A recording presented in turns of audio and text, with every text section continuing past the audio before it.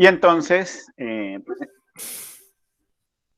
empezamos definiendo pues algunos conceptos básicos, ¿no? Entre dato e información, y digamos que cuando definimos información, ¿qué particularidad le agregamos al concepto de información para diferenciarlo incluso de lo que es el dato? ¿Recuerdan? Bueno, voy a hacer un sondeo a ver qué tan preparados están por si yo hubiera hecho el quiz hoy. Que debe tener un sentido, dice Weisman, muy bien, es decir, debe estar dentro de un contexto. Una información es un conjunto de datos que están en un contexto, y el contexto es lo que permite que ese conjunto realmente brinde información, porque cuando hablamos de información, pues tiene que ser precisa y no ambigua. Muy bien, y hablamos de la definición de bases de datos, y dentro de lo que mencionábamos sobre bases de datos, decíamos que era una representación del mundo real. ¿Qué fue lo que dijimos finalmente que quería decir esa expresión mundo real en el contexto de bases de datos? ¿Como una fotografía? Como una fotografía de la realidad, ¿cierto? Digamos, del contexto mismo o del dominio del negocio, ¿cierto? Cuando hablamos de mundo real, ese mundo real depende del dominio donde estemos diseñando o implementando la base de datos. Muy bien.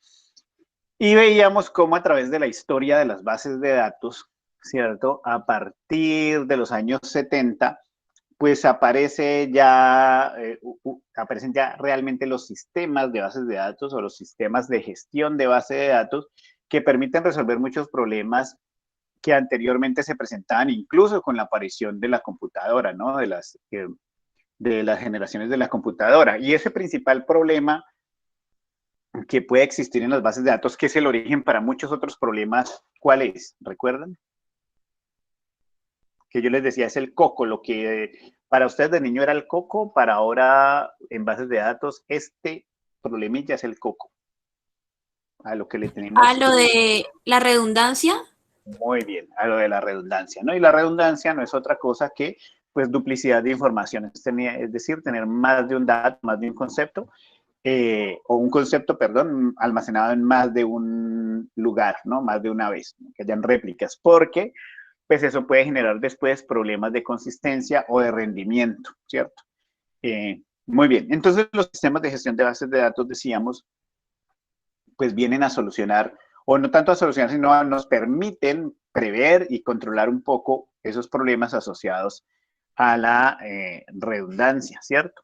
Y además decíamos pues que existe un lenguaje de alto nivel que nos permite la manipulación de las bases de datos a través de los sistemas de gestión de base de datos, y mencionábamos que ese era el lenguaje SQL. Adicionalmente, mencionábamos que en el caso de las bases de datos relacionales están diseñadas bajo una arquitectura que es una arquitectura de 3 niveles, o también llamada la arquitectura ANSI Spark. ¿Recuerdan cuáles eran esos 3 niveles? Profe, el nivel externo, el nivel conceptual y el nivel interno. Muy bien. ¿Y el nivel externo está más asociado con qué tipo de usuario?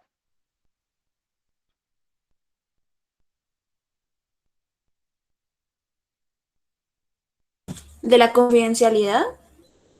No tanto. Recuerden que en bases de datos hay varios tipos de usuarios. Están los usuarios finales, ¿no? Está el DBA, están los usuarios especialistas. ¿Tiene que ver con el esquema físico? Ese es el interno, Carolina. Porque el físico es el que tiene que ver realmente cómo los datos están almacenados físicamente en el disco. Para los finales, usuarios finales. El nivel externo está más asociado con el usuario final, es cómo el usuario final percibe la base de datos. Y yo les ponía el ejemplo sobre la base de datos de la universidad, ¿no? Cómo ustedes en su rol de estudiantes tienen una visión de la base de datos, es decir, tienen unas funciones que pueden ejecutar sobre el sistema de base de datos que son distintas a las que puedo ejecutar yo en mi rol de profesor, ¿cierto? Eso hace que cada usuario externo perciba la base de datos como si fuera distinta, una base de datos distinta, pero sabemos que en esencia, en el fondo, pues es la misma base de datos. El nivel físico o el nivel interno, perdón, ese sí es el que está asociado con el almacenamiento físico, le interesa más que todo al DBA, tiene que ver cómo los datos están almacenados físicamente en disco, y el intermedio entre esos dos es el nivel conceptual, que tiene que ver con la estructura o el esquema de la base de datos, cómo entendemos a nivel lógico la base de datos. Entre esos niveles, digamos que lo que se procura es que haya independencia, que haya una independencia física y una independencia lógica. La independencia física, decíamos, tiene que ver con que, Juliana, tienes el micrófono abierto. La independencia física tiene que ver con que cualquier cambio en el almacenamiento físico no afecte el esquema lógico de la base de datos, el nivel conceptual. Y la independencia lógica tiene que ver que cualquier cambio en la estructura de la base de datos no afecte la visión del usuario, es decir, el esquema externo. Y mencionábamos que cuál de esos dos tipos de independencia era más difícil de lograr, ¿recuerdan? La lógica. La lógica, ¿cierto? Porque esa es la que directamente afecta la visión del usuario externo. Mientras que cualquier cambio en el almacenamiento físico realmente es transparente, entre otras cosas, y lo vamos a ver en el tema de hoy, porque la estructura de la base de datos, el esquema lógico de la base de datos y conceptual de la base de datos sobre todo, es o debe ser independiente de cualquier característica de almacenamiento. Bueno, entonces habíamos visto también que en el proceso de diseño y construcción de un esquema de base de datos o de un sistema de base de datos, pues partíamos de un problema, ¿cierto? Que es una necesidad que hay que satisfacer.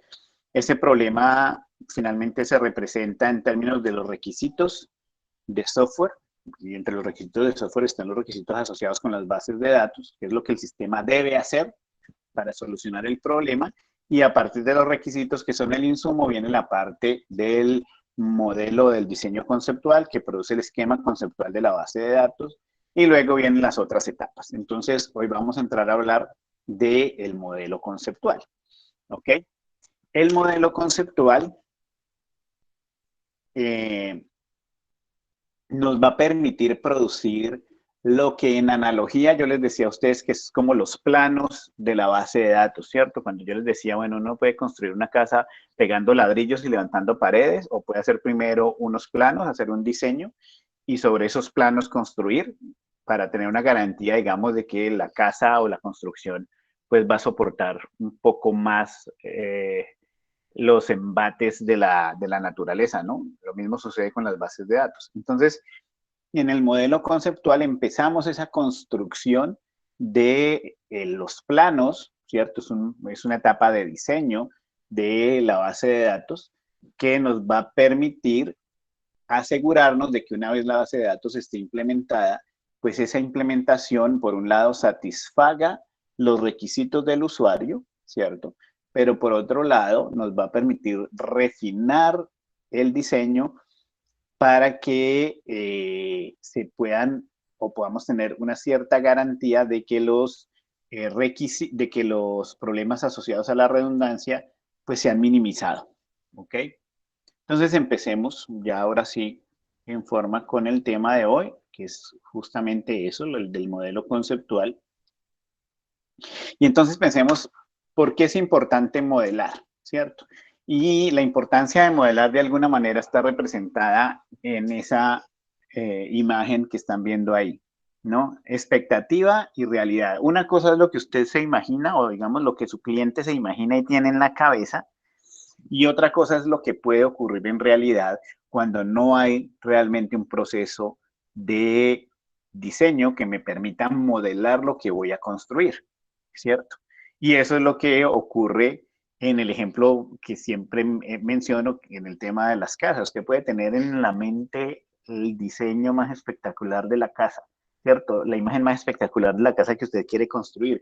Pero si no hay un proceso de diseño que le permita modelar a partir de unos planos esa idea que está en abstracto allá en la mente suya o en la mente de un cliente, pues cuando se empieza a construir sin que haya ese proceso de modelamiento, pues el resultado puede ser completamente lejano a la expectativa que se tenía. Y eso mismo ocurre en los sistemas de bases de datos, ¿cierto?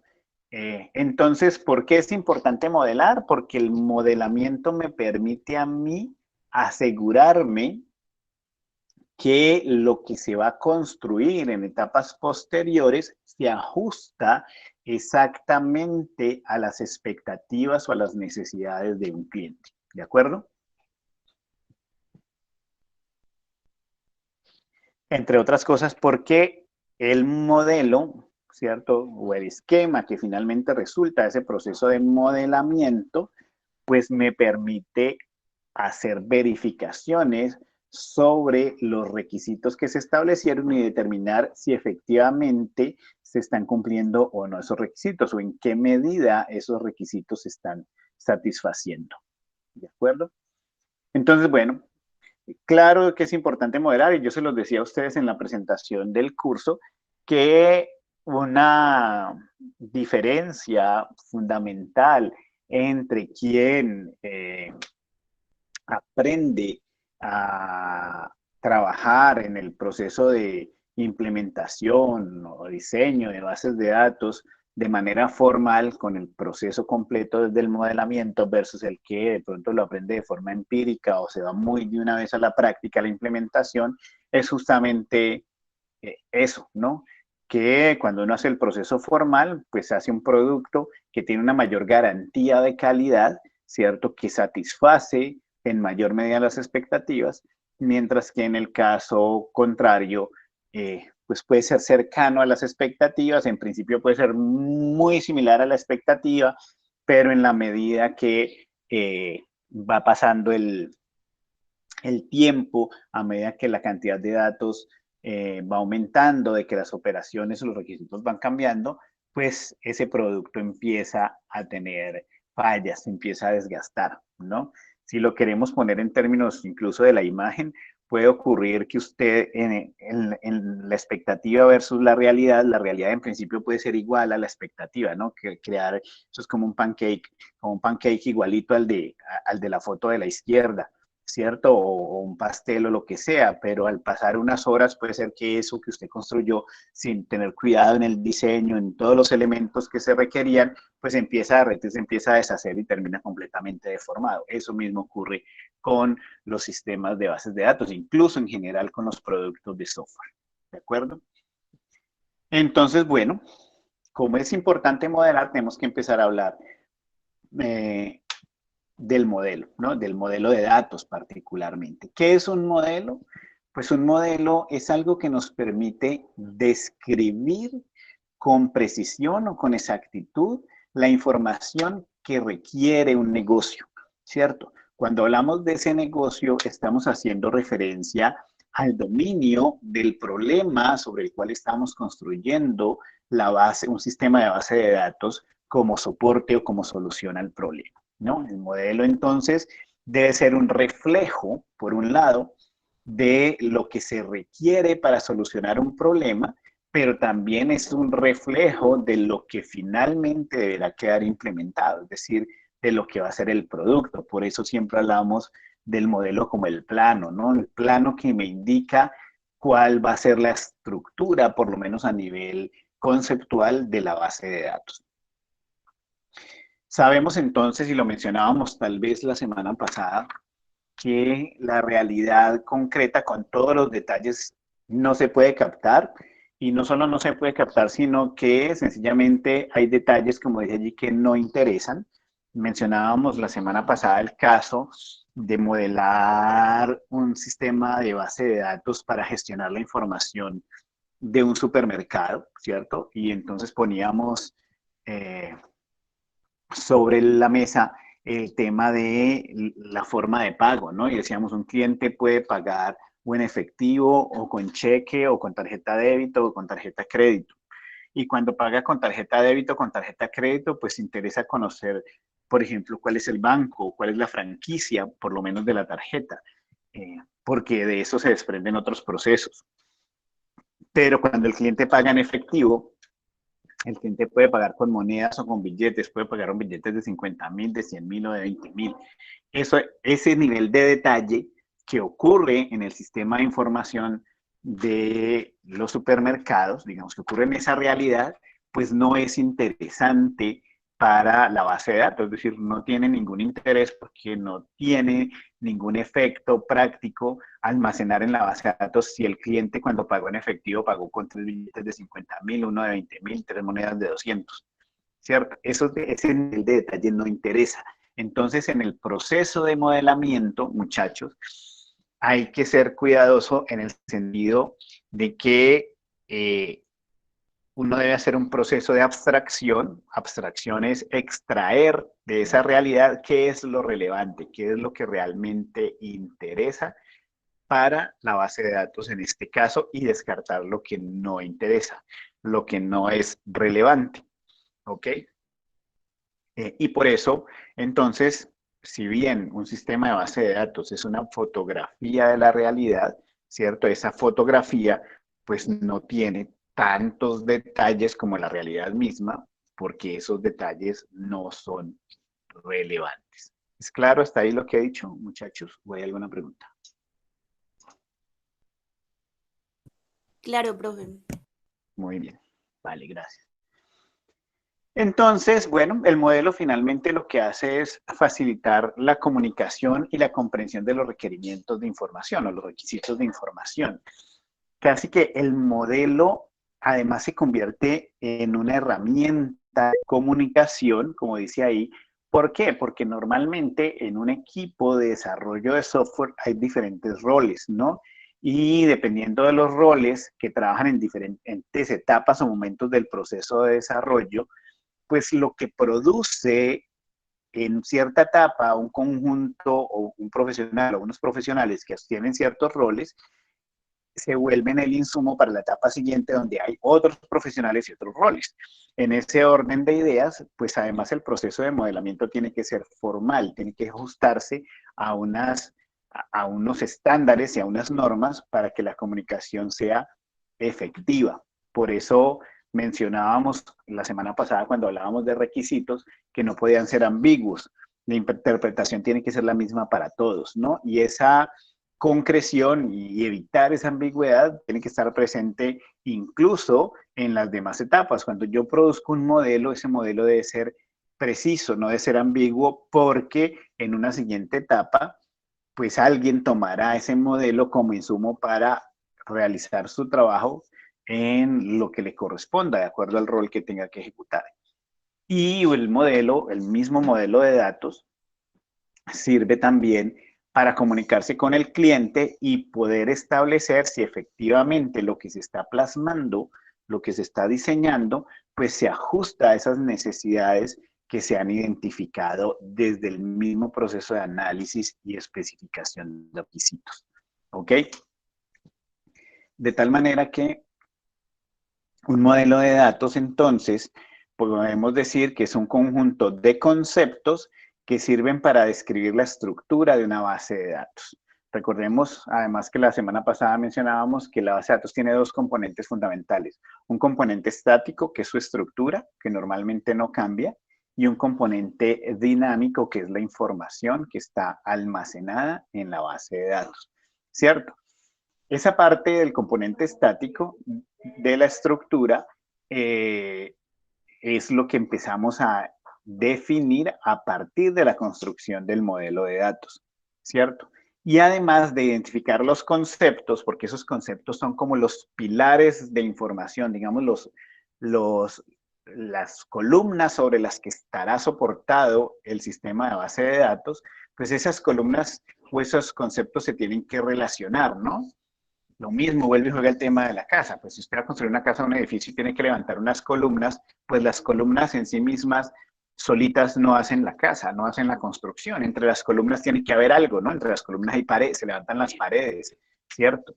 Entonces, esas paredes que conectan una columna con otra van formando la casa. Eso mismo ocurre en las bases de datos, ¿no? Esos conceptos que se identifican, que son los pilares de información del sistema de base de datos, pues deben estar relacionados, tienen que estar asociados para poder dar lugar a un sistema de base de datos que satisfaga las necesidades identificadas en la descripción del problema, ¿cierto? Y además, pues debe haber un conjunto de restricciones que se deben cumplir sobre los datos, ¿no? Y esas restricciones, pues, que ya vienen incluso especificadas desde los mismos requisitos, pues algunas se tienen en cuenta para el mismo proceso de modelamiento. Entonces, bien, cuando yo hablo, por ejemplo, de identificar esos conceptos o de identificar esas columnas o esos pilares sobre los que estará montado, sobre los que se construye el sistema de base de datos, es casi como asociarlo cuando ustedes en programación orientada a objetos identificaban las clases, ¿cierto? Las clases son unos elementos de información con una cierta independencia y las clases o los objetos que pertenecen a esas clases se comunican para, pues para resolver un problema. Es algo similar a lo que ocurre en bases de datos. Entonces pensemos lo siguiente. Supongamos que vamos a modelar el sistema de base de datos para una institución universitaria, ¿cierto? No les voy a dar ningún contexto, digamos, a partir de lo que suponemos o conocemos, pensemos que debe tener un sistema de base de datos para una institución universitaria, pueden pensar incluso en la misma Universidad del Valle, y menciónenme ustedes, por favor, algunos conceptos, es decir, algunos pilares de información que estarían en ese sistema de información, en ese mundo real que concierne a la gestión de una institución universitaria. ¿Cuáles consideran ustedes que podrían estar ahí?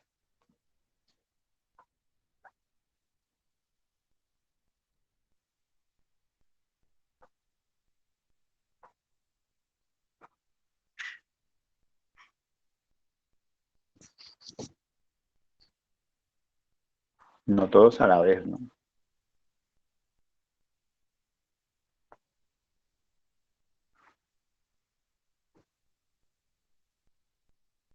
En blanco, pues. Señor. Estamos en blanco.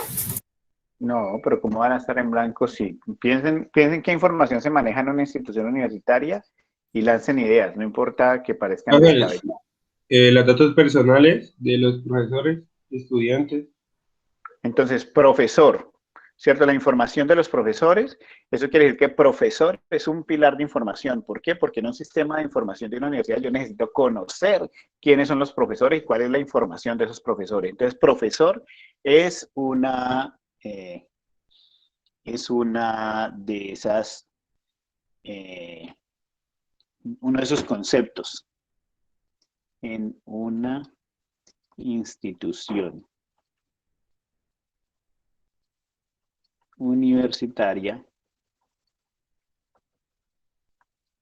Por ejemplo, profesor. Ok. Normalmente los conceptos, para ir respondiendo o aclarando ahí algo que me están escribiendo en el chat, los conceptos están descritos por un conjunto de características. Entonces, cuando ustedes piensan en algo que es una característica de algo, esa característica normalmente es el atributo de un concepto. Entonces, el concepto es algo más amplio. Aquí veo que Jan Harold me dice que estudiantes, efectivamente, estudiante es un concepto que está en ese sistema de información. ¿Por qué? Porque claramente el estudiante o tener información de los estudiantes es necesario en ese sistema de información y el estudiante está descrito por un conjunto de características. Particulares, ahí habría que pensar a qué se refieren con particulares, ¿no? ¿Qué información de particulares necesitamos en un sistema de información de una universidad? Cuando hablamos, por ejemplo, de código de carrera, que menciona Juan Pablo, el código de carrera es un dato muy específico, entonces es una característica de algo más grande. Eso más grande es el concepto. Pero ¿no cree, profe, que, pues, por ejemplo, el compañero Jan Harold que dice de los particulares es porque la universidad necesita almacenar los datos de las personas que como tal no están activos en la universidad? ¿O cómo lo haría entonces si no es un dato específico a los particulares tampoco, o sí? No, por eso yo estoy preguntando a qué se refiere con particulares, ¿no? Porque particulares es algo externo a la universidad. Eso significaría, por ejemplo, que en la universidad está la información de todo el mundo, de todos los ciudadanos, del mundo incluso. No, cuando vos ya me hablas, por ejemplo, que es información de los que no están activos, pues los que no están activos fueron estudiantes y están registrados como estudiantes. Lo que pasa es que tienen una característica que indica si está activo o no. Y entonces las personas que entran de pronto como invitados puede ser, dígase, campus.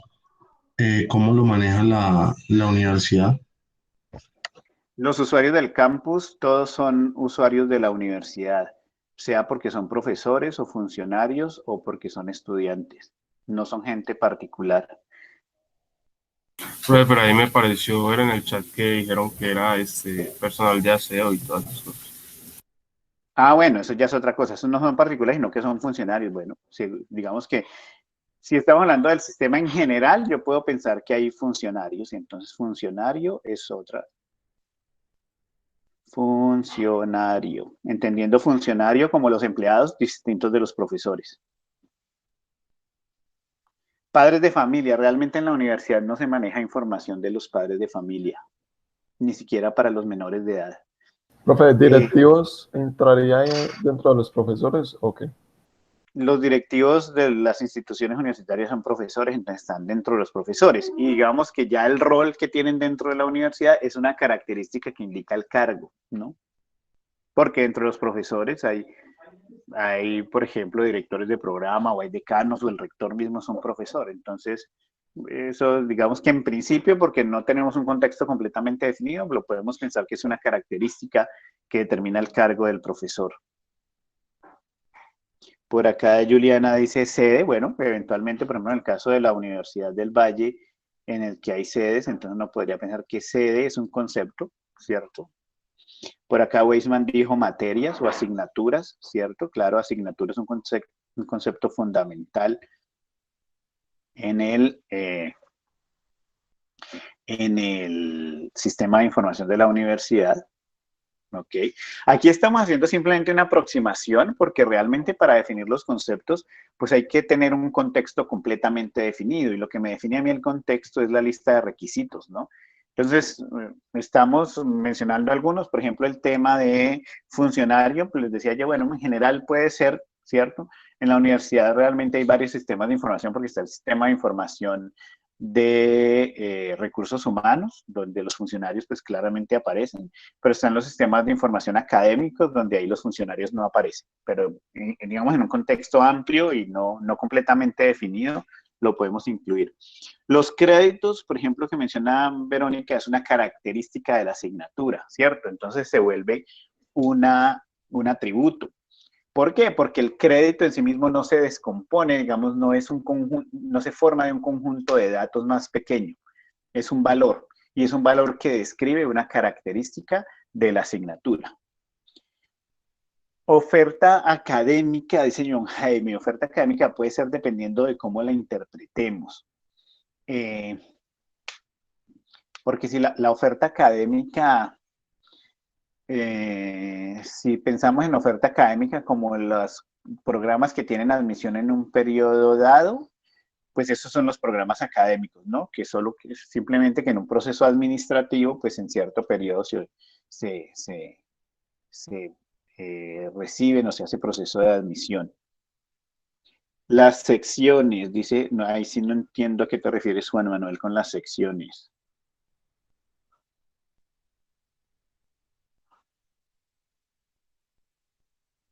Bueno, digamos que aquí ya tenemos por lo menos una aproximación, o sea, los horarios. Ah, ok. Los horarios, sí, digamos que horario puede ser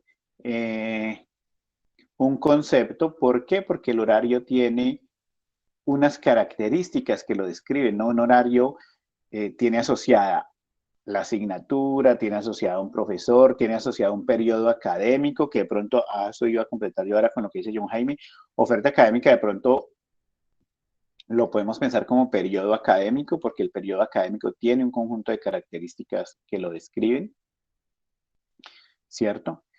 Y entonces ese es un concepto. En general, digamos que, miren que el definir los conceptos depende mucho del contexto, no solo del problema en sí mismo y del dominio del negocio, ¿cierto? sino de los requisitos que se hayan identificado. ¿Para qué quiero modelar o qué es lo que yo necesito modelar con ese sistema de base de datos? Y eso tiene que estar especificado en los requisitos, y a partir de los requisitos es que se hace la identificación de esos conceptos. De tal manera que, dependiendo del contexto, pues hay conceptos que podrían estar o podrían no estar. Lo importante es tener en cuenta que cuando identificamos conceptos, estamos partiendo de la idea de que un concepto es un objeto de información que está descrito por un conjunto de características. Ese conjunto de características son las que normalmente las llamamos atributos, ¿ok? Cuando pensamos en un elemento de información, ojo, ya no un objeto de información, sino un elemento de información que es básico, que es simple, digamos que no se descompone en nada más, entonces ahí estaríamos identificando realmente es una característica de algo más amplio, y ese algo más amplio sería el concepto, o podría ser el concepto. ¿Estamos de acuerdo? ¿O hay alguna duda?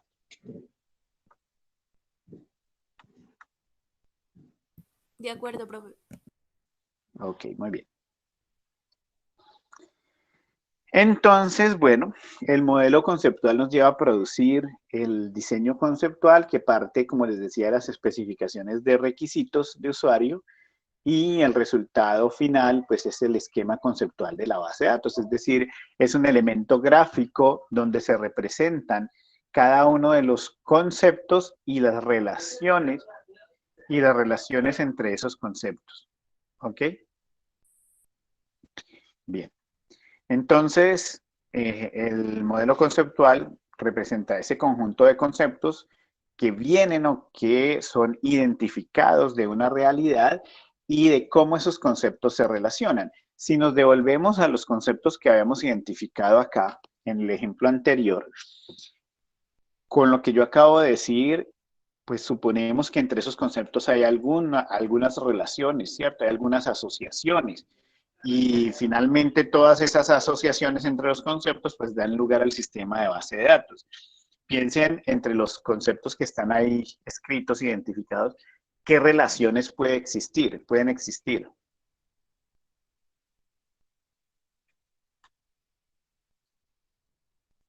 ¿Qué relaciones? Sí, entre esos Las conceptos. de los profesores con los horarios. Por ejemplo, los profesores con los horarios, ¿cierto? Los profesores con las asignaturas, o las asignaturas con los horarios, ¿cierto? ¿Por qué? Porque las asignaturas se dictan en unos horarios. Las asignaturas son orientadas por profesores, ¿cierto? Los estudiantes matriculan asignaturas. Los estudiantes pertenecen a una sede o están admitidos en una sede. Dime, ¿quién iba a hablar? Yo, profe, iba a decir lo de la sede. Ok, muy bien. Los estudiantes pertenecen a una sede, ¿cierto? El horario corresponde a un periodo académico, por ejemplo, ¿cierto? Porque una asignatura no está programada siempre en el mismo horario, no necesariamente, ¿cierto? El horario varía de un periodo académico, o puede variar de un periodo académico a otro. Entonces, el horario pertenece o corresponde a un periodo académico. Miren que en lo que hemos mencionado, lo que todavía no hemos metido ahí como logrado asociar es el tema del funcionario, ¿cierto? ¿Y es por qué? Porque los otros conceptos están muy relacionados con el sistema de información académico, y en el sistema de información académico, que era lo que les decía ahorita, pues no caben, digamos, los funcionarios, más del sistema de información de recursos humanos. Sin embargo, yo podría encontrar una asociación por allá con respecto a los profesores. Yo puedo decir que los profesores son funcionarios, ¿cierto? Porque realmente en la universidad hay varios funcionarios. Están los docentes, los administrativos, incluso entre los administrativos hay unos que son oficiales y otros que son públicos, ¿vale? Lo importante es tener claro también que esos conceptos tienen que estar relacionados. En un modelo conceptual no deben haber partes separadas, y con esto ya aquí también voy dando respuesta a lo que me está preguntando Juan Manuel. En un modelo conceptual no deben haber partes separadas, ¿no? De alguna manera todo tiene que estar conectado, no necesariamente cada concepto con todos los demás, pero sí el modelo conceptual debe ser navegable, es decir, que desde cualquier parte del modelo yo me puedo desplazar a través de las relaciones, de las asociaciones, a cualquier otra parte. No pueden haber partes desconectadas, ¿vale? Entonces, bueno, por eso decimos aquí cómo se relacionan entre ellos, y el objetivo del diseño conceptual es describir el contenido de información de la base de datos, es decir, una descripción de cómo la base de datos va a gestionar la información, ¿cierto? Pero todavía no es una herramienta para indicar cuáles son las estructuras de almacenamiento. Es decir, hasta ahí no estamos hablando de tablas, por ejemplo, porque el hablar de tablas o de relaciones, para el caso de las bases de datos relacionales, es una siguiente etapa cuando el modelo conceptual se transforma en otro modelo, que es el modelo lógico. ¿Ok? Hasta aquí simplemente estamos hablando de los elementos de información, independientemente de cómo esa información se vaya a almacenar en la base de datos. Y decimos entonces que es una descripción de alto nivel de la estructura de la base de datos, que, importante, es independiente del sistema de gestión de base de datos. No tiene nada que ver con el sistema de gestión de base de datos que hacia adelante vayamos a decidir usar. ¿Ok? Simplemente tiene que ver con la identificación de esos conceptos que hacen parte de una realidad que vamos a modelar, ¿cierto? Y de cómo esos conceptos en esa realidad se relacionan. Y eso es lo que me garantiza también la independencia lógica de la que hablábamos la semana pasada. Entonces, para que un modelo conceptual tenga un buen nivel o un cierto nivel de calidad, pues debe garantizar unas características, o se deben cumplir en él unas características. Una primera característica es la expresividad. Expresividad significa que sea autoexplicable, es decir, que con solo revisarlo uno pueda entender, y cuando digo uno, pues uno que esté formado en bases de datos, ¿cierto? En modelamiento de bases de datos, uno se pueda entender sin lugar a dudas y sin ambigüedades qué es lo que ese modelo está representando. ¿Se acuerdan la semana pasada cuando yo les mostraba un diagrama entre relación que era como un sistema de ventas, una gráfica, y yo les decía, miren ustedes ahí, traten de interpretar qué es lo que se está representando ahí? Ustedes me dicen, pues que ventas, que incluyen productos, que los proveedores. Ese es un modelo expresivo. A pesar de que ustedes todavía no han visto, digamos, los elementos particulares de un esquema conceptual, sin embargo, ustedes pudieron deducir qué era lo que se estaba representando ahí, ¿ok? Y eso mismo ocurre con los clientes incluso, ¿no? El cliente puede no saber mucho, pero a partir de un modelo, él puede interpretar un poco con el acompañamiento pues, del experto qué es lo que se está representando. Y eso significa que el modelo es expresivo. Cuando se requieren explicaciones adicionales para poder entender el modelo que se está presentando, entonces eso significa que no tiene la suficiente expresividad. Esa es una característica de calidad.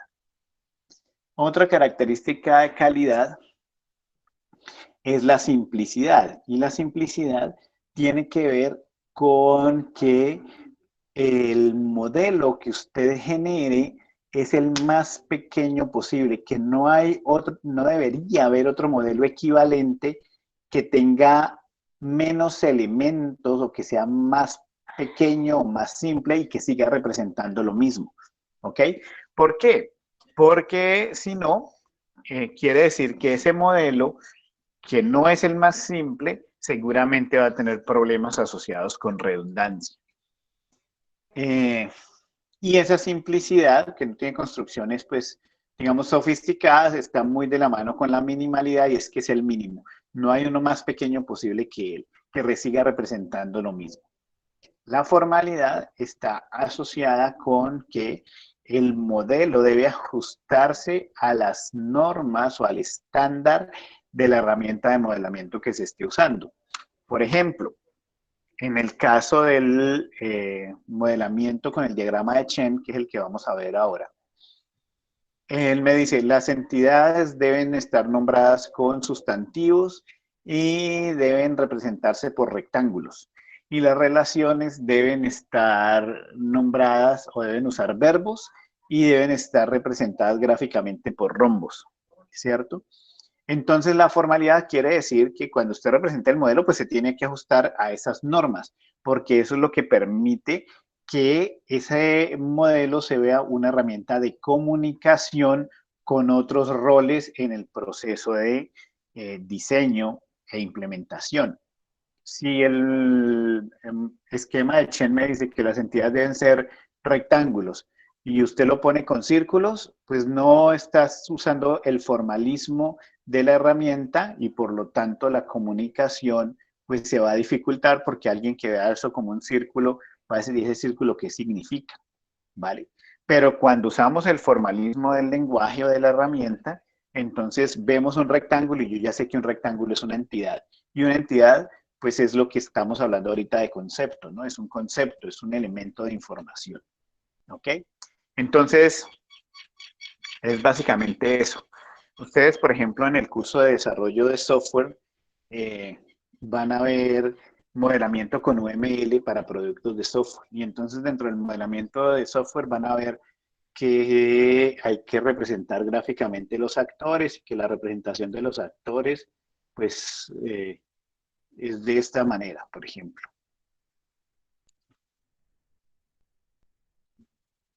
¿Cierto?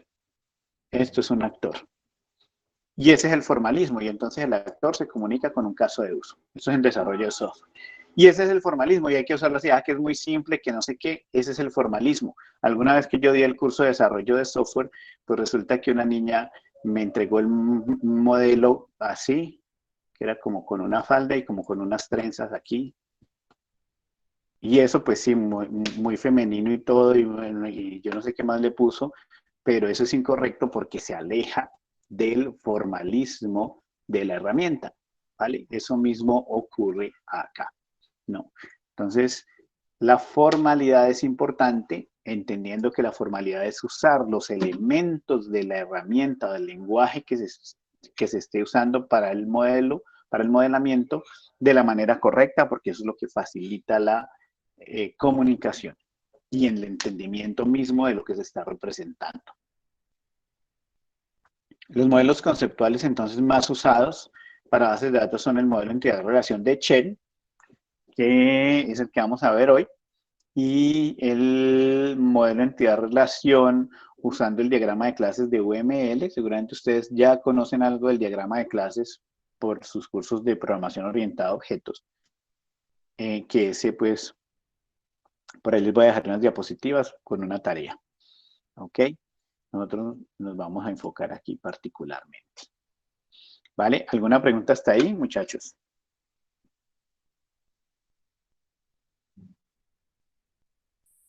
Preguntas, dudas, inquietudes. Ok, muy bien. Entonces, bueno, ¿cuál es la metodología o el proceso para hacer un diseño conceptual de la base de datos? Lo primero es identificar las entidades, ¿cierto? Las entidades, les repito, está asociada con los conceptos. Entonces, cuando hablamos de entidades, estamos hablando de conceptos. Luego, identificar las relaciones. Las relaciones son las asociaciones entre conceptos o entre entidades. Asociaciones. Es básicamente lo que hacíamos en el ejemplo ahora. Primero identificamos los conceptos, que profesor, estudiante, asignatura. Ahí estamos identificando entidades. Y luego las relaciones, son las asociaciones entre esos conceptos. Que el profesor dicta asignatura, que la asignatura es tomada matriculada por estudiantes, que los estudiantes pertenecen a sedes, ¿cierto? Esas son las asociaciones. Luego, identificar los atributos y asociarlos a las entidades y las relaciones. Es decir, que luego tengo que identificar para las entidades cuáles son las características que las describen. Entonces, si yo identifiqué, por ejemplo, en el caso anterior, que una entidad es profesor porque necesito conocer en el sistema de información de la universidad los datos de los profesores, pues el siguiente paso es identificar cuáles son esos datos de los profesores que se deben registrar o que se deben mantener en la base de datos, ¿cierto? ¿Qué es lo que necesito y que es relevante que esté presente en el sistema de base de datos? ¿Vale? Y entonces eso, repito, siempre debe estar ya especificado en los requisitos. No se puede dejar a la libre decisión del analista que está diseñando el sistema, porque en los requisitos ya te ha indagado con el cliente qué es exactamente lo que se tiene que guardar sobre los profesores. Entonces, entre los datos, pues seguramente estará el documento de identidad, claramente los nombres y los apellidos, eventualmente el nacimiento, el sexo, los títulos, pero todo eso nos lo dirá y tendrá que estar especificado en los requisitos de forma precisa. Recuerden que no debería aparecer en los requisitos expresión como los datos personales de los profesores, ¿no? ¿Por qué esa expresión es incorrecta? ¿Quién lo recuerda?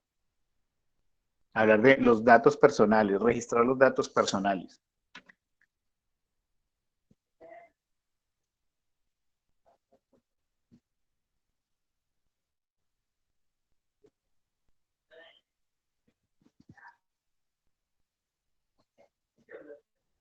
Están muy callados hoy, hola. ¿Será por el frío? Profe, ¿no será porque después es un asunto de privacidad? No, porque de todas maneras, por más privados que sean los datos, la universidad necesita tener los datos de los profesores y los estudiantes. Pero ¿por qué usar la expresión datos personales? Es incorrecta la expresión. Porque es ambiguo. Porque es ambiguo, ¿cierto? Porque ¿qué son datos personales? Ah, bueno, hay unos que uno por lógica dice pues, el documento de identidad, los nombres y los apellidos, por lo menos, ¿cierto? Pero hay datos que para ciertas personas pueden hacer parte del conjunto de datos personales y para otros no. O pueden haber datos que hacen parte del conjunto de datos personales, pero que para un cierto sistema o para una cierta necesidad son irrelevantes. Entonces, por ejemplo, el tipo de sangre. El tipo de sangre puede ser un dato personal, ¿no? De hecho, es un dato personal, pero tal vez para el sistema de información académico de la universidad es irrelevante, ¿cierto? Mientras que para un sistema de salud es completamente relevante y necesario. Entonces ese es el tema, ¿no? Cuando hablamos de datos personales estamos hablando de una expresión que es ambigua porque pues habrán datos que para unos sí y para otros no. Entonces por eso tienen que estar escrito de manera precisa cuáles son esos datos que se tienen que manejar. Muy bien. Entonces, bueno, hay que identificar, digamos, en la siguiente etapa es identificar para cada una de las entidades cuáles son los atributos que los describen. Y vamos a ver ahora que así como las entidades, todas las entidades tienen que estar descritas por atributos, todas, y de hecho, por lo menos por 2 atributos, porque si para una entidad solo encontramos un atributo, es muy probable que esa entidad no sea, o eso que usted identificó como entidad, no sea realmente entidad, sino que sea un atributo de otra entidad más grande. Entonces, todas las entidades deben estar descritas por atributos, como les digo, por al menos 2 atributos, pero hay algunas relaciones que también pueden llegar a tener atributos, ¿no? Y ahí sí, digamos, no son todas las relaciones, no. En algunos casos particulares, que ya lo mencionaré dentro de un ratico, las relaciones pueden llegar a atributos, es decir, las asociaciones entre entidades también pueden derivar o pueden generar atributos. Entonces, en el tercer paso es identificar los atributos, que son las características que describen las entidades y ciertas características que se producen o se generan a partir de una relación. Luego de determinar los dominios de los atributos, vamos a ver que los dominios pues tienen que ver con el conjunto de valores que el atributo puede tomar. Sin embargo, los dominios de los atributos no se incluyen en el modelo.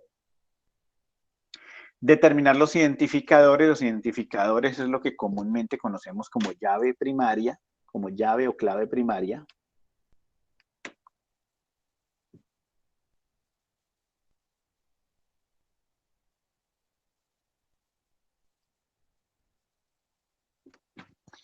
y determinar las jerarquías de generalización, y eso es porque en el modelo que vamos a construir, vamos a enriquecerlo además con algo que viene de la programación orientada a objetos, que es el concepto de generalización, especialización, es decir, lo que normalmente en programación orientada a objetos se conoce como herencia.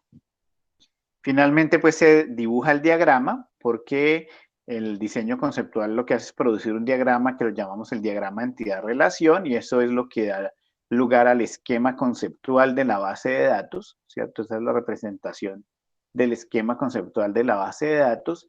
Y el último paso sería la revisión o la validación de ese esquema conceptual con el usuario, es decir, validar con el usuario que efectivamente ese esquema que se produce es el que satisface las necesidades identificadas para, o los requisitos identificados mejor para satisfacer las necesidades o el problema que origina todo ese proceso de desarrollo. Entonces, a continuación lo que vamos a ver es esto, justamente describir formalmente qué son las entidades, qué son las relaciones, qué son los atributos, a caracterizarlos un poco y vamos a ir haciendo ejemplos para ir aterrizando esto que he dicho hasta el momento. De acuerdo con lo anterior, entonces, el esquema conceptual se representa gráficamente a través de un modelo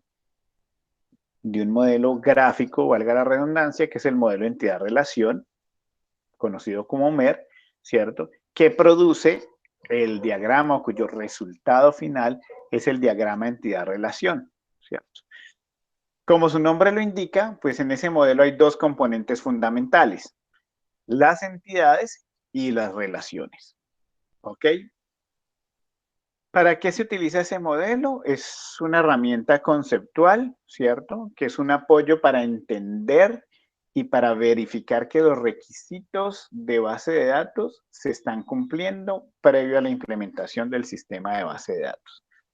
Sin embargo, ese modelo entidad-relación no es soportado por los sistemas manejadores de bases de datos o los sistemas de gestión de base de datos. Es decir, que ese diagrama uno lo debe transformar después cuando vaya a hacer la implementación. A diferencia del modelo entidad-relación que usa UML o basado en UML, el cual sí es soportado por los sistemas de gestión de base de datos y ellos, cuando uno los construye, pues simplemente con un clic inmediatamente se construye o se implementa la base de datos. ¿Vale? Nosotros tenemos que conocer el proceso que hay detrás de ese clic, ¿no? ¿Cuál es esa transformación que se da? Entonces, se origina con el fin de que el diseño de la base de datos sea independiente de la implementación. Recordemos que la independencia, pues, es una característica también fundamental en el proceso de bases de datos. Entonces, garantiza esa independencia y, como les decía, está basado en una percepción del mundo real, en cómo percibimos o cómo entendemos en el proceso de análisis ese mundo real, el cual está basado en dos elementos particulares que son las entidades y las relaciones. En ese orden de ideas, entonces el modelo entidad-relación facilita el diseño de bases de datos permitiendo la especificación de un esquema, ¿cierto? ¿Cuál esquema? El esquema conceptual.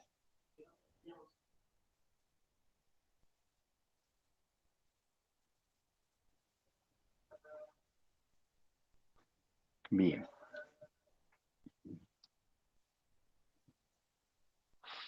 Entonces, dentro de los objetivos que se busca alcanzar con el modelo entidad-relación, están los siguientes: garantizar que todas las piezas o todos los elementos de información requeridos para operar el negocio de forma adecuada sean reconocidas. Eso, en otras palabras, lo que quiere decir es que en el modelo se incluyan todos los elementos del conjunto de requisitos que se identificaron, ¿no? Todo lo que está especificado en los requisitos que tenga que ver con la base de datos tiene que estar representado de alguna manera en ese modelo de entidad-relación.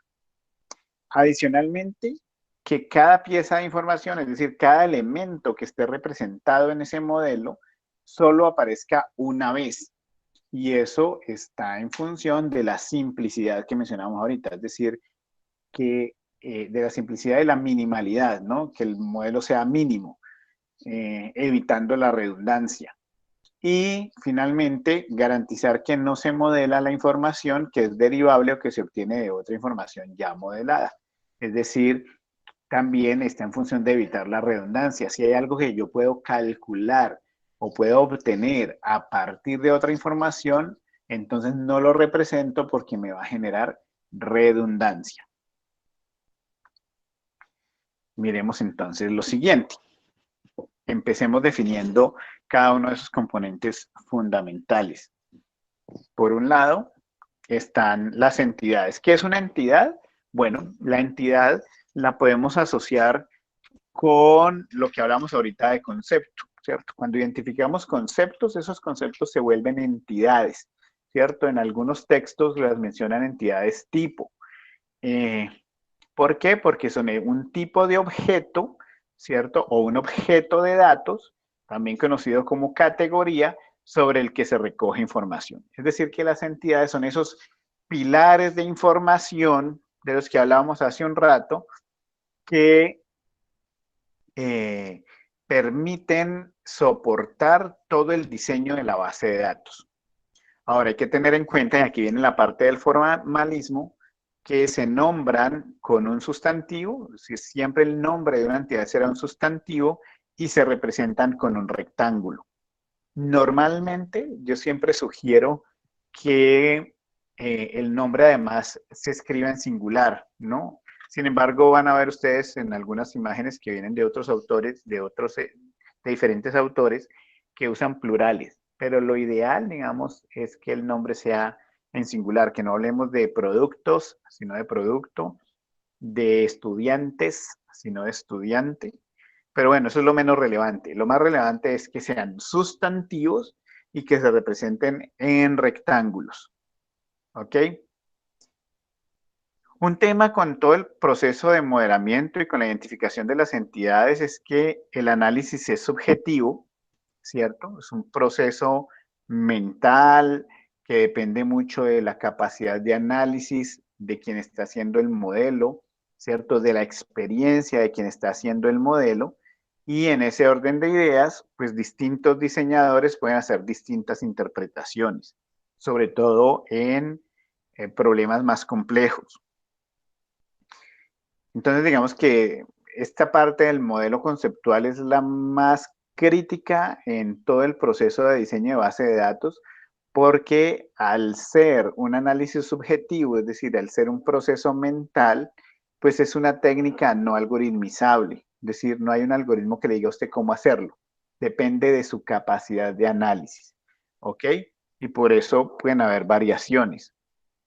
Y además es un proceso iterativo. ¿Por qué es un proceso iterativo? Porque repetidamente hay que estar analizando la información y haciendo ajustes sobre el modelo hasta que quede el modelo definitivo o el esquema definitivo. Entonces, por ejemplo, en el contexto del sistema de información de un supermercado, yo puedo identificar como entidades el producto, el cliente y la venta, ¿no? Hay que tener en cuenta que las entidades son esos tipos de objeto, ¿cierto? Pero cuando hablamos de tipo de objeto, puede ser con existencia física,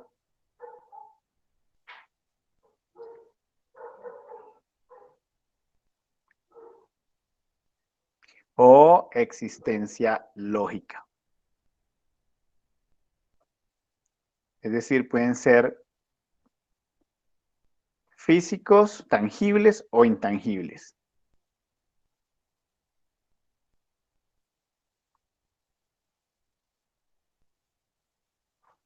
Intangibles, ¿cierto? En el contexto del sistema de información de un supermercado, por ejemplo, pues el producto es una entidad. ¿Por qué producto es una entidad? ¿Quién me lo puede decir? ¿Por qué creen ustedes que producto es una entidad en el contexto de un supermercado?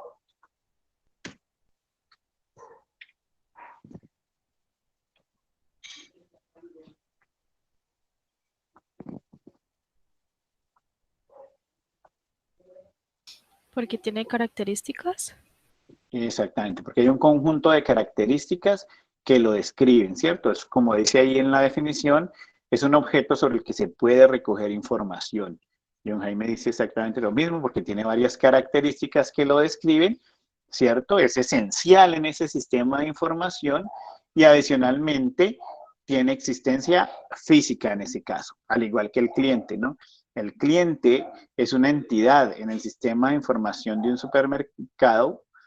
¿Por qué? Porque tiene un conjunto de características que lo describen, porque el cliente puede ser o es necesario o fundamental en ese sistema de información, ¿cierto? Tiene características que lo describen y también tiene además existencia física.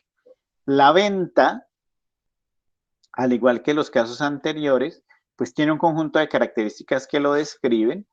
Es fundamental, pues porque digamos que la lógica de un supermercado es hacer ventas, ¿cierto? Y adicionalmente, en este caso, esa es una entidad que tiene existencia lógica, es decir, realmente una venta es un intangible, pero es un concepto, ¿cierto? Es una categoría. ¿Es claro para todos? Sí, profe. Muy bien. Si nosotros pensamos, aunque aquí me adelanto un poco a lo que es la identificación de los atributos, pero si pensamos un poco en las características que describen al producto y que describen al cliente, puede ser fácil encontrar o por lo menos decir algunas, ¿no? En el caso del cliente, el documento de identidad, los nombres, el apellido, la dirección, el teléfono, por lo menos, si acaso la fecha de nacimiento. En el producto, ¿cuáles serían? ¿Cuáles podrían ser características que describen un producto? La cantidad, Bueno, la cantidad en existencia, ok. ¿Qué el más? tipo de producto, El tipo de producto, vale, también. Hay unas ahí fundamentales que es necesario incluirlas sí o sí. El contenido, bueno, esto que mencionaba Valentina como el contenido podría ser también como la descripción, el valor o precio, ¿ok? El código que menciona Brian es muy importante, ¿cierto? Los productos se tienen que identificar por un código.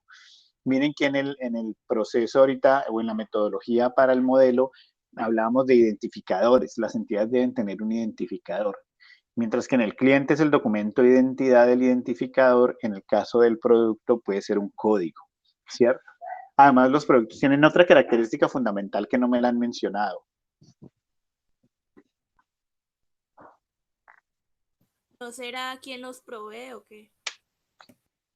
Pero, bueno, eso dependiendo ya del contexto, podría ser o una característica o podría ser el proveedor, podría ser otra entidad y haber una asociación entre el producto y el proveedor. El tipo de producto también es una característica importante, pero hay una fundamental que no la han mencionado, que es casi que obvia y no la han dicho por ahí.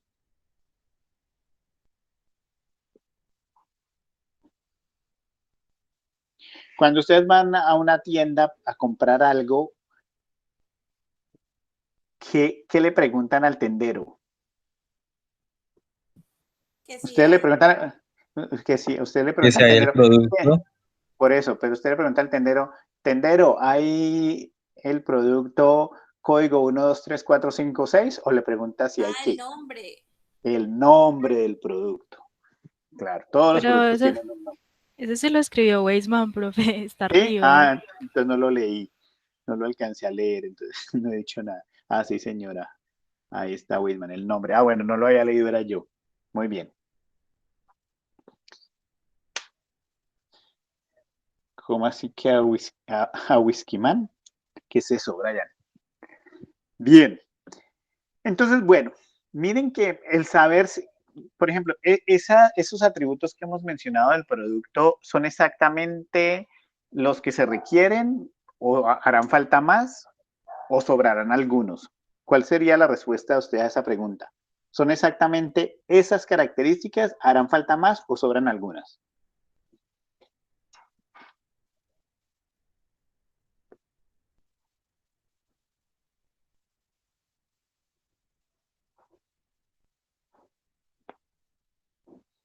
que si esas características que mencionamos del producto, código, nombre, descripción, tipo, cantidad, precio, son justamente esas las características de un producto, o que si hace falta mencionar otras, o si por el contrario algunas de esas que mencionados no nos sobran. Juan David dice que faltan. ¿Qué dicen los demás? ¿Cuál sería la mejor respuesta a esa pregunta que les estoy haciendo? Juan David, Weisman dice que faltan.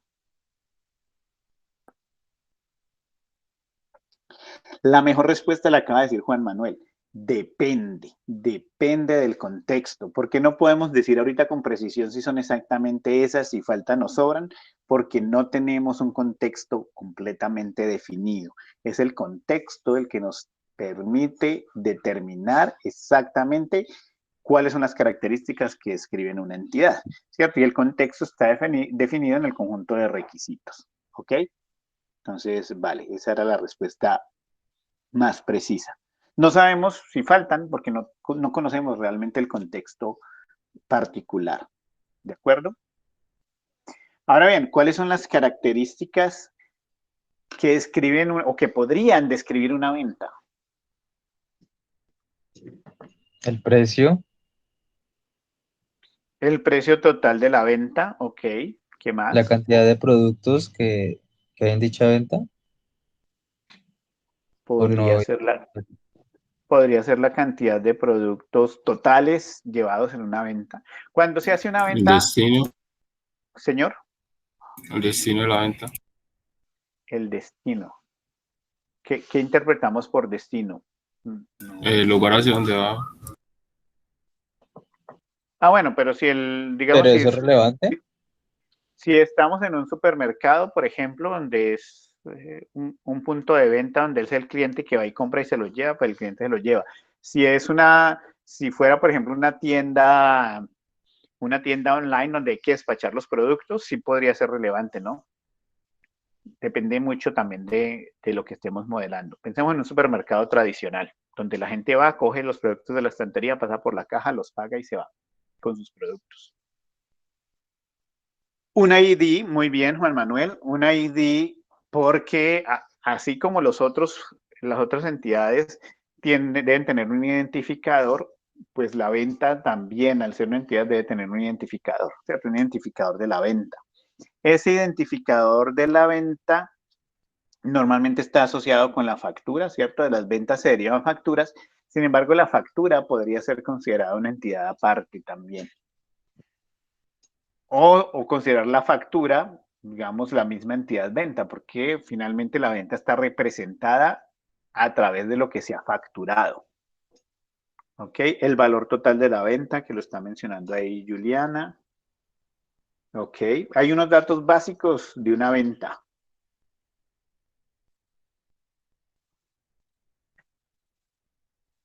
Piensen cuando ustedes les entregan el ticket del supermercado, ¿qué información viene en ese ticket? La fecha y hora de la venta. La fecha y hora, La profe, el fecha y IVA. hora. Precio La del fe- producto, la La cantidad de fecha, productos. ok. La fecha y hora de la venta. El IVA puede ser IVA total, sin embargo, el IVA depende también del producto, ¿no? Porque hay productos que no tienen IVA, cada vez menos, y hay productos que tienen distintos valores de IVA, ¿no? Entonces, digamos que hay, por ejemplo, el IVA, cuando es por producto, ese sería ya un atributo de la relación, una característica que no describe la venta, porque el IVA depende del producto, ¿cierto? Incluso de la cantidad que lleve de los productos, entonces ahí podría pensarse que esa es una característica de la relación. Pero por lo menos sí la fecha y hora de la venta, ¿cierto? Una venta se hace en el momento en particular. Nombre de lo que compró. Miren que aquí con esto que dice Joan Sebastián, hay algo importante para analizar. Nombre de lo que compró. El nombre de ¿qué compra una persona cuando se hace una venta? ¿Qué compra un cliente cuando se hace una venta? Productos, ¿cierto? Por lo tanto, el nombre de lo que compró es el nombre de los productos. Y por lo tanto, ese nombre de lo que compró, ¿a quién describe? ¿A la venta o al producto? El producto. Al producto. Entonces, no es una característica de la venta, sino una característica del producto. Que a través de la relación que hay entre venta y producto, porque los productos se incluyen en las ventas, pues yo puedo conocer ese nombre, pero realmente ese nombre es una característica del producto, no propiamente de la venta. ¿De acuerdo? Entonces, miren que ahí en cosas que en principio uno las ve muy claras, cuando se vaya a desmenuzar como al detalle, tiene que ser muy cuidadoso en dónde las ubica, porque ubicarlas en el lado donde no corresponde podría llegar a generar redundancia, porque entonces podría llegar a tener el nombre del producto en producto y el nombre del producto en venta, por ejemplo, y estaría generando duplicidad de información y por lo tanto redundancia. ¿Vale? ¿Qué pasó, Harold? ¿Pecado con qué?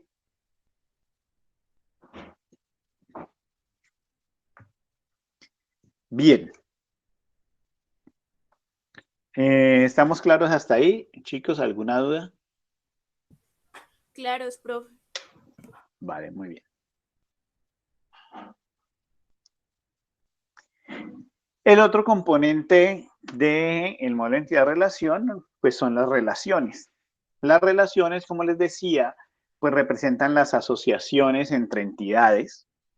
Se nombran con verbos, o por lo menos usan un verbo, a veces no es una sola palabra, pues, para darle sentido a la relación, a la asociación. A veces se utilizan dos palabras, pero al menos una de esas palabras debe venir de un verbo, ¿cierto? Que puede estar en infinitivo o conjugado, como está ahí en el ejemplo, ¿cierto? Ese verbo describe la función o la asociación misma entre las entidades y describen, regálenme un segundo.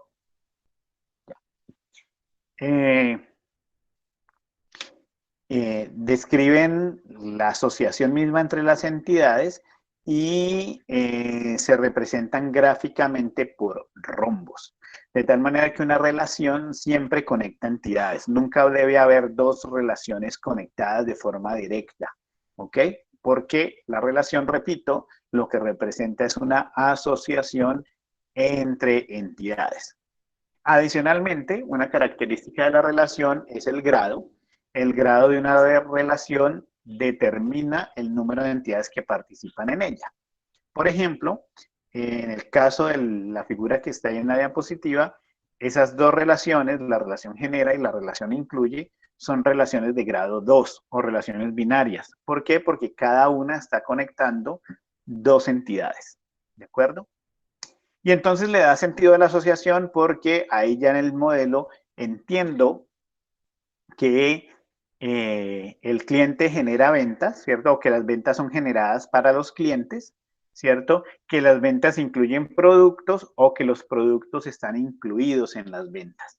Entonces ya le da un sentido y empieza a conectar esos conceptos, lo que yo les decía hace un rato, ¿no? Que finalmente todo el modelo debe estar conectado, debe ser navegable, ¿vale?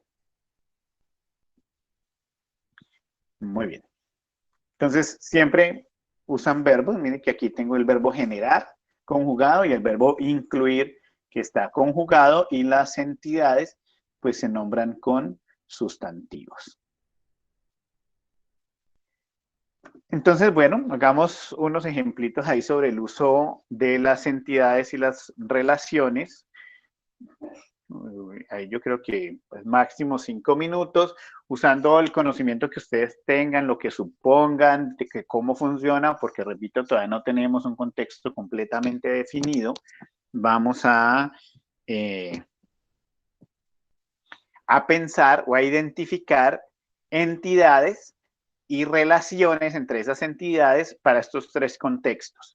Para el contexto de un restaurante, para el contexto de una bolsa de empleos y para el contexto de un sistema de tránsito de una ciudad, ¿vale? Entonces, repito, las entidades se representan con rectángulos, se nombran con sustantivos, las relaciones se representan con rombos y se nombran con verbos, y las relaciones conectan entidades, de tal manera que no habrá dos relaciones conectadas de forma directa y no habrán dos entidades conectadas directamente si no es a través de una relación. ¿Ok? ¿Es claro lo que hay que hacer? Relaciones con rombos y verbos, dijo. Sí, las relaciones con rombos y verbos, es decir, que la forma general es esta. una entidad, cada vez escribo más torcido, espérenme por favor. Aquí. Me va a tocar empezar a hacer planas. No, una entidad E1 se conecta a través de una relación R con una entidad E2. Supongo que eso está bien dibujado.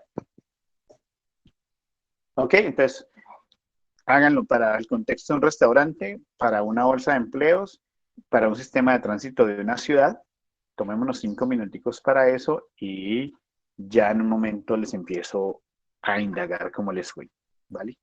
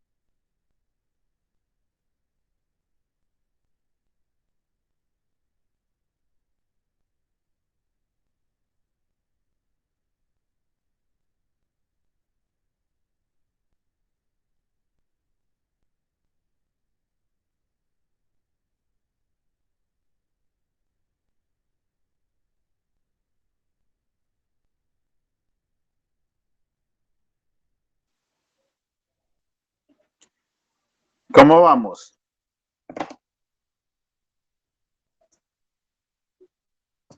Bien, profe.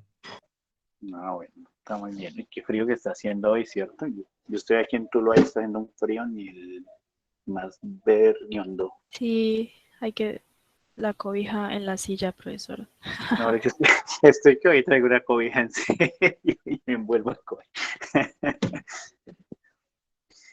Yo hasta hace un momento estaba sin cobija, pero uy, no, ya no se puede. No, mejor dicho, aquí yo tengo, además tengo un patiecito al lado y está cayendo agua mientras monto ese frío.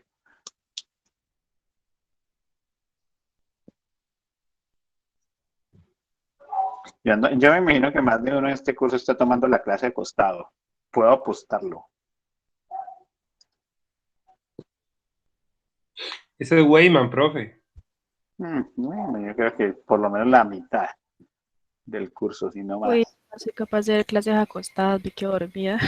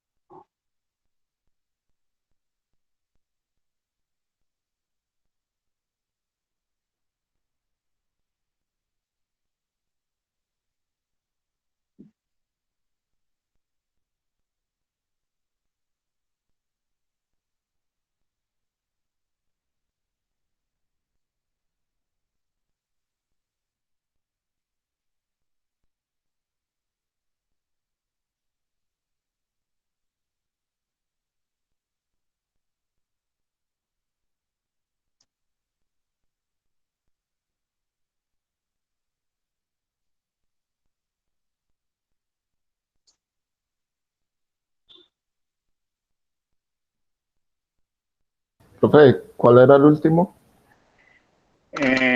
Sistema de tránsito. Bueno, uno era sistema de tránsito, otro bolsa de empleos y otro restaurante.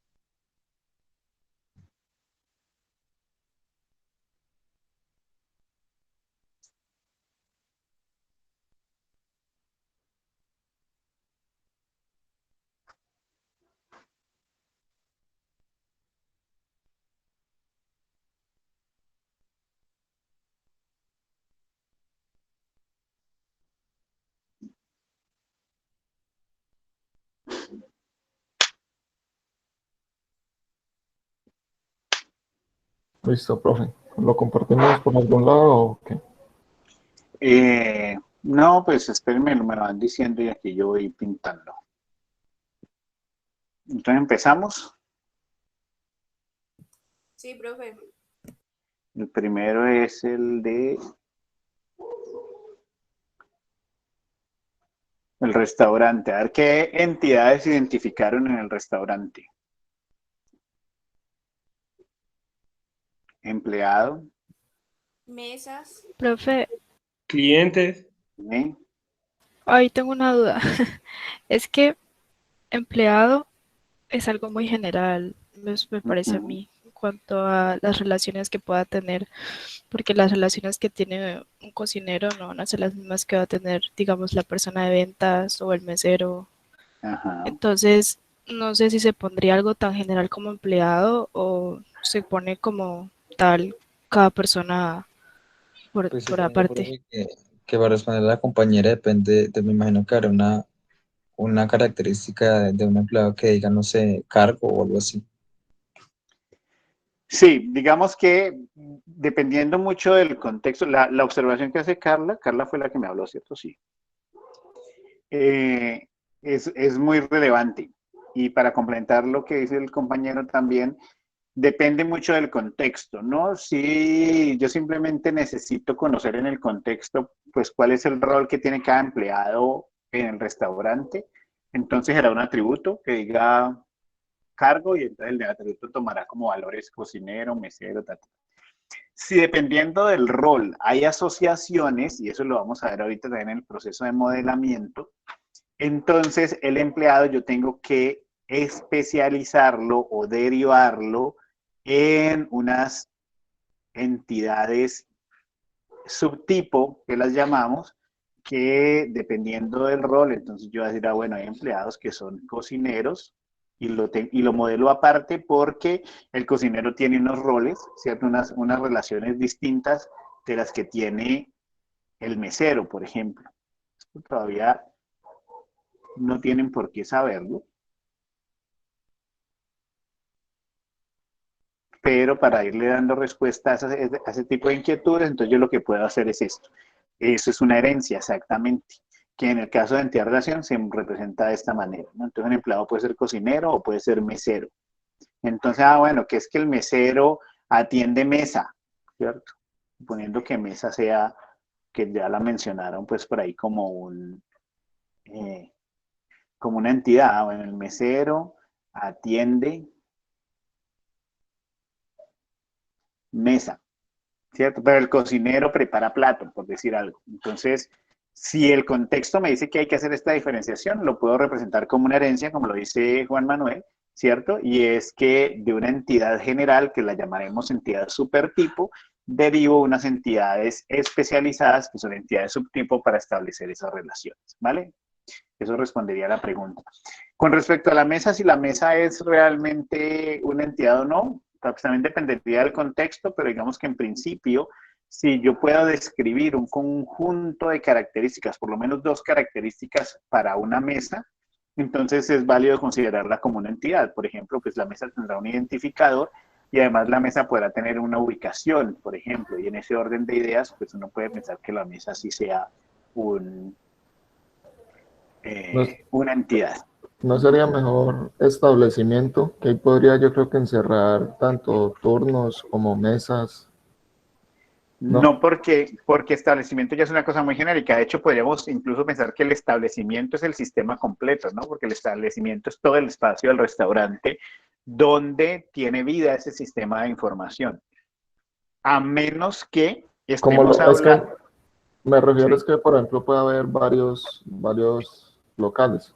Ah, ok, a eso iba. A menos que estemos hablando de una cadena de restaurantes en las que hayan diferentes locales, ¿cierto? Y sin embargo, local sería ahí en ese caso claramente una entidad, y sin embargo la mesa podría ser porque la mesa puede pertenecer a un local, ¿cierto? En el sentido en el que en teoría yo tenga que diferenciar las mesas, porque además las mesas tienen una capacidad, entonces ahí ya le encuentro yo también sentido a que la mesa sea una entidad, porque además del número de la mesa y de la ubicación, ¿cierto? De la ubicación dentro del espacio físico, por ejemplo, una mesa en balcón o una mesa al interior o una mesa en no sé qué, en segundo piso o una mesa en terraza, eh, una mesa tiene una capacidad, ¿no? Hay mesas para 4 personas, pero hay mesas para 8 personas.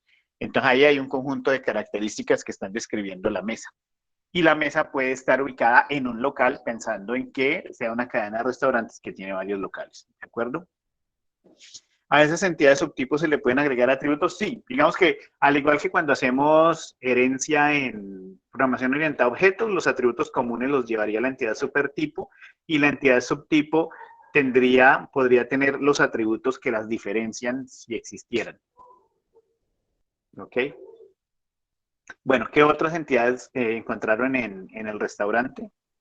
Cliente. Horarios. Cliente. Horario. Y menú.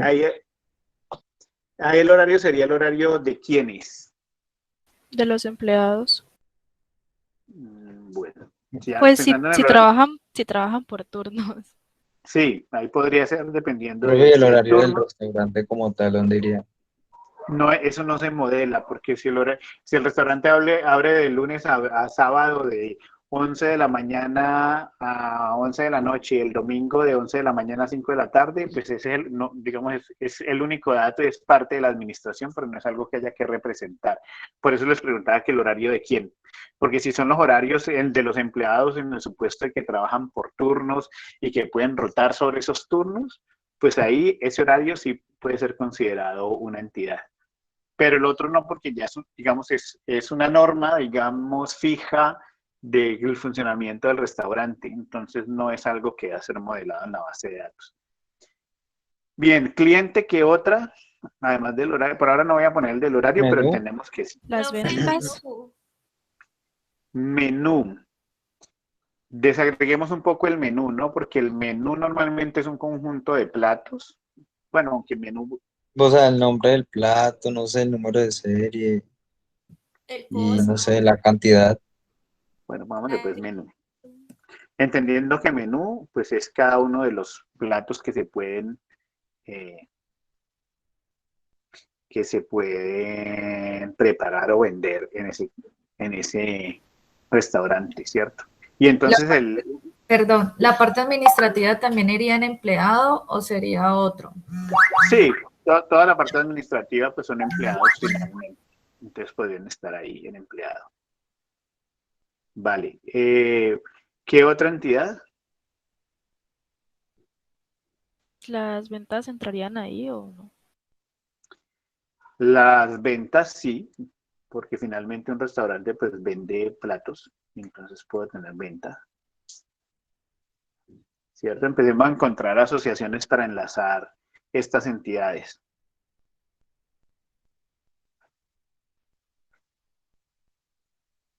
Pues, profe, no sé, el empleado atiende al cliente. Ok, pero cuando incluimos venta, incluso lo más lógico sería que el empleado, yo diría esto, ¿no? El empleado atiende una venta o atiende ventas. Ventas. Las ventas son generadas para clientes, ¿cierto? La venta incluye menú, ¿cierto? Y la venta se hace o no sé, se gestiona, uno ahí va buscando los verbos apropiados en una mesa, por ejemplo, ¿cierto? Y entonces miren que ahí todo va quedando conectado. Profe, y el Y cocinero entonces pues, prepara menú. el cocinero prepara menú, exactamente. Miren que por aquí, incluso cuando yo tengo por acá que la venta está gestionada en una mesa y que la mesa es atendida por un mesero, entonces esta relación de por acá ya me sobra. Por eso decimos que el proceso de modelamiento es iterativo. Porque si yo sé qué mesero atendió qué mesa y que esa mesa estuvo gestionada en qué venta, pues yo por ahí ya sé qué mesero atendió a qué cliente y sé que el mesero es un empleado, ¿cierto? Además lo que dice creo que Verónica, el cocinero prepara menú, entonces por aquí podría haber otra relación también para conectar menú con cocinero, ¿de acuerdo?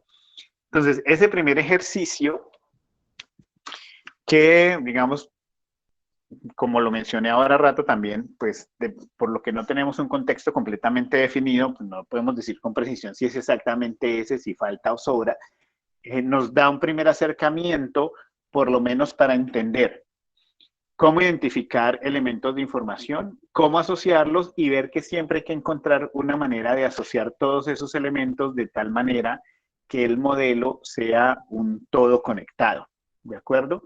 Y empezar a identificar, como lo que acaba de demostrar, cuando uno puede identificar que hay elementos de información que ya están representados o que están siendo representados por varios lados y entonces empezar a eliminar la redundancia, que fue lo que yo hice por aquí cuando borré la línea que conectaba empleado con venta, que si bien un empleado atiende un cliente y en realidad está atendiendo una venta, ¿cierto? Al saber que esa venta es gestionada por una mesa y que esa mesa está siendo atendida por un mesero que es un empleado, pues por aquí yo ya tengo esa misma información y entonces lo que hago es ir rompiendo por acá unos ciclos que me estarían generando redundancia, ¿de acuerdo?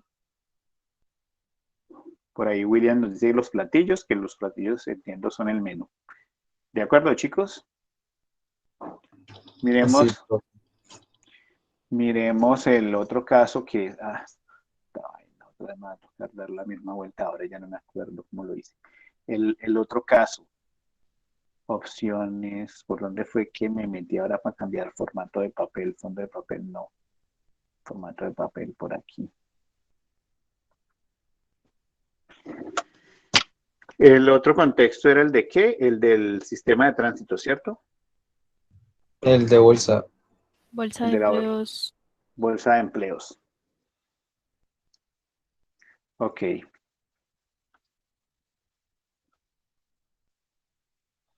Listo. En la bolsa de empleos, ¿qué entidades identificaron? Candidatos. La empresa, Candidato, ¿cierto? Candidato, o si le llamaron aspirante también, candidato. Ok. La empresa, ok. Esos por lo menos, esas dos por lo menos son las fundamentales. Empresa. Oferta. Profe, los cargos. Los cargos están No sé, no estoy descritos. seguro, la verdad. Los cargos estarían descritos en la oferta, ¿no? Es decir, cuando hay una oferta de empleo, esa oferta de empleo está Ah, ya. escrita por un cargo, por una asignación salarial, por un perfil, etcétera. profe, pero eso de oferta no podría ir dentro de la empresa, No, una característica.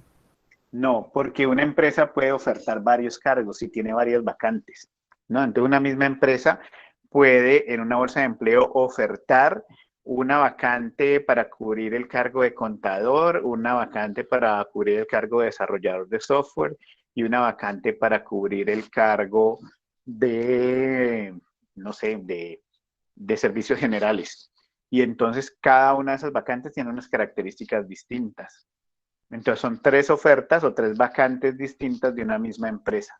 Por eso la oferta no describe a la empresa, se asocia con la empresa. ¿Sí lo ven? Un poco más claro. Sí, profe, ya.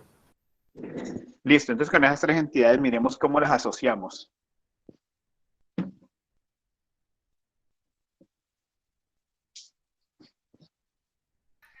Profe, la empresa gestiona la oferta y ¿cómo es el candidato aplica? Exacto, muy bien. Yo puedo decir aquí que gestiona. La empresa gestiona oferta y el candidato aplica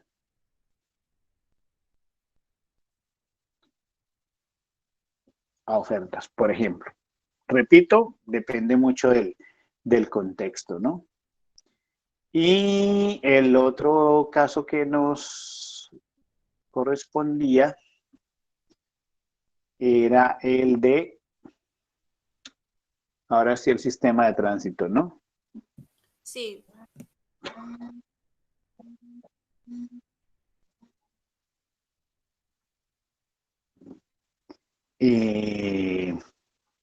Bien, ¿cuáles se identificaron en el sistema de tránsito? El patio, el vehículo, la multa. Bueno, patio,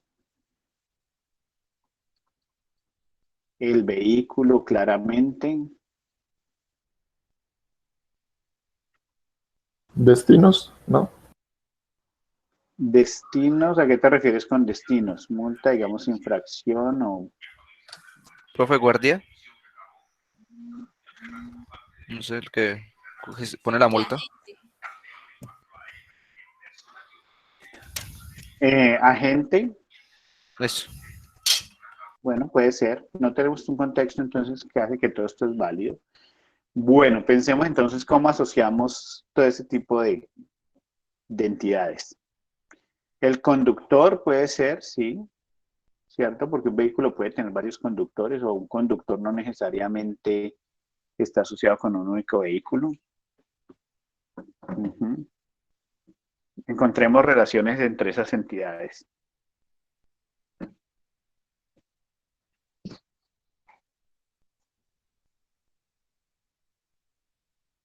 Pues no Hello. sé, profe, la gente, ¿cómo es que dice? Imparte la infracción como Sí, imparte o asigna.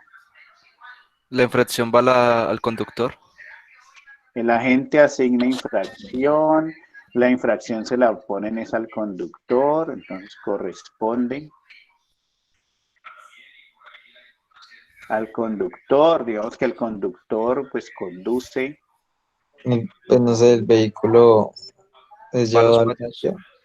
el conductor conduce vehículo y el vehículo se, ¿cómo se dice? Guarda, se asigna, Confisca. Sí, confisca, sí. pista Inmoviliza. o se inmoviliza en patios, ¿no? Entonces miren nuevamente, asociaciones entre entidades, Profe, señor. no, nada. Asociaciones entre entidades, ¿cierto? Y las entidades son un todo conectado. Ahorita en la medida en que avancemos, que ya vamos a empezar a trabajar con textos pues muy bien definidos, ahí sí ya podemos hablar con precisión sobre lo que debe estar o no debe estar en el modelo, cuando tengamos el contexto completamente definido. ¿Vale? ¿Alguna pregunta hasta ahí? No, profe.